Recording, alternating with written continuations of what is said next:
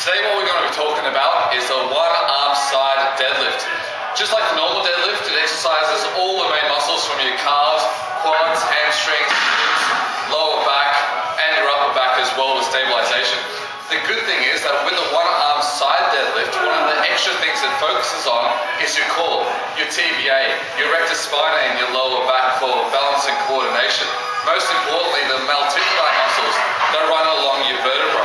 So it does everything a great deadlift does, but a little bit extra muscles for functionality and for core stability, and that's why it's an extremely functional movement. Today, we're going to be giving you the demonstration of the exercise. It's going to be David Sy, one of my favourite clients here in Sydney, and he's going to be giving you the demonstration today with the 25 kilo, which for you Americans is around about 55 pounds.